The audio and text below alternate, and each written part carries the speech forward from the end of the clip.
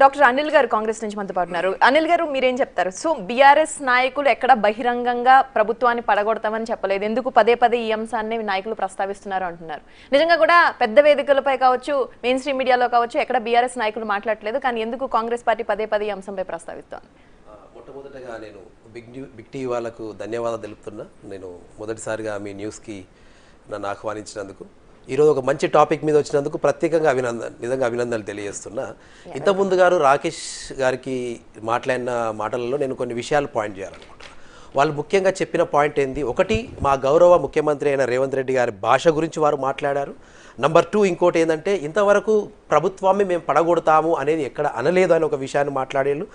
అదేవిధంగా 1981లో జరిగినటువంటి ఒక దారుణమైన మారణ హోమం గురించి మాట్లాడారు. రైట్, నేను సబ్జెక్టు డివైడ్ చేయకుండా రాకేష్ గారికి స్ట్రేట్గా నేను సమాధానం చెప్పగలుగుతున్నాను. అన్నగారికి 1881లో సమైక్య పాలనలో జరిగినటువంటి దారుణ హోమానికి మనస్ఫూర్తిగా నిండు సభలో ఈ మా గౌరవ ముఖ్యమంత్రి గారు ముఖ్యమంత్రి హోదాలో ఈ రాష్ట్ర ప్రజలకు బాధాతప్త హృదయంతో ఈరోజు క్షమాపణ చెప్పింది. వాళ్ళు ఇప్పుడే కాదు, మేము అసెంబ్లీ ఎలక్షన్లకు ముందు ఆగస్టు 22 సంవత్సరాల క్రితం కూడా మొదటిసారిగా ఇంద్రవెల్లి సభగా మా యొక్క అసెంబ్లీ క్యాంపెయినింగ్ స్టార్ట్ చేసినప్పుడు రేవంత్ రెడ్డి గారు కొత్తగా పిసిసి ప్రెసిడెంట్ అయినప్పుడు కూడా ఆ రోజు కూడా మేము క్షమాపణతోనే మా యొక్క దిక్సూచిని, మేము రాజకీయ దిక్సూచిని ఈ రాష్ట్రంలో నెలకొన్నాం. నంబర్ 1, జరిగిన దానికి పశ్చాత్తాపడుతున్నాం.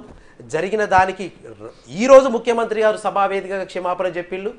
దానికి జరగవలసిన న్యాయాన్ని కూడా తప్పకుండా రాబోయే రోజుల్లో చేస్తాం అని రేవంత్ రెడ్డి గారు మాట ఇచ్చారు. నంబర్ 1. నంబర్ 2, వారు ఇంకోటి ఏమన్నారంటే భాష, రేవంత్ రెడ్డి గారి భాష.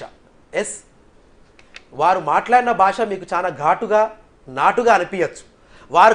మా గౌరవ రేవంత్ రెడ్డి గారు మాట్లాడిన భాష దేన్ని ఉద్దేశించి వారు మాట్లాడారు? ఏదో మా దగ్గర నుంచి వచ్చినటువంటి 100 రూపాయలు 200 రూపాయలు మీరు గుంజుకుంటా అంటే వాళ్ళు మాట్లాడలేదు. లేకుంటే ఒక ఎమ్మెల్యేనో ఒక పార్లమెంటునో ఓడగొడతా అంటే మాట్లాడతాడు.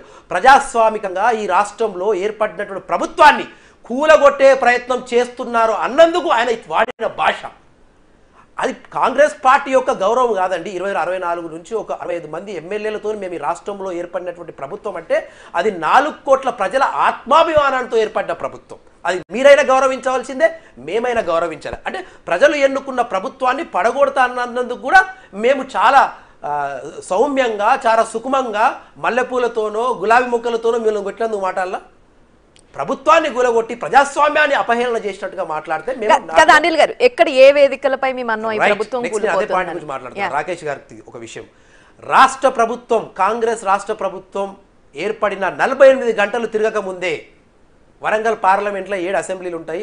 గెలిచిన ఏకైక వ్యక్తి సీనియర్ మోస్ట్ నాయకులు కడియం శ్రీహరి గారు. తీయండి రికార్డ్స్, వారు స్టేషన్ గన్పూర్లో పెట్టినటువంటి ప్రెస్ మీట్ను తీయండి.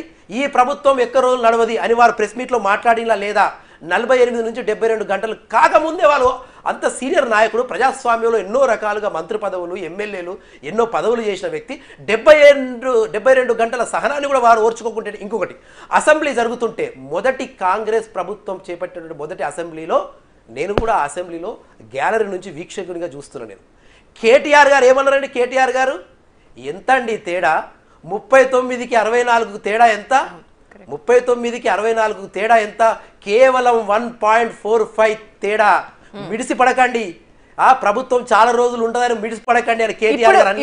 ఇప్పుడు కూడా ఇంతకు ముందు రాకేష్ మాట్లాడుతూ ఒక కాన్ఫిడెన్స్ చూపిస్తూ ఉన్నారు. కేవలం మీ మేనిఫెస్టో మీద నమ్మకంతోనే ప్రజలు మీకు ఓటేశారు, అది కూడా 2%. సో ఇప్పుడు ఆ మేనిఫెస్టోని మీరు అమలు చేయలేకపోతే ఆబ్వియస్ గా జరిగేది అదే అని రాకేష్ మాట్లాడుతున్నప్పుడు ఇంపార్టెంట్ కీ పాయింట్. రైట్, నేను దాని మీద కూడా స్పందిస్తాను.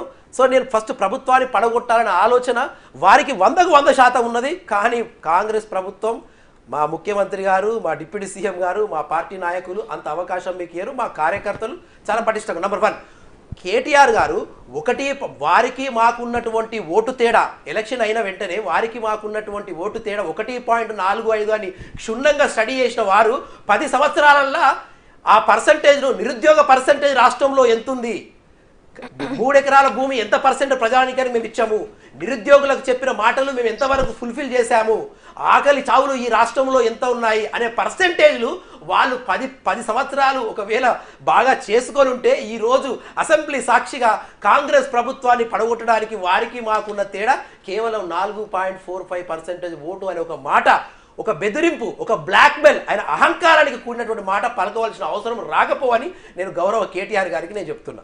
అల్జాపూర్ శ్రీ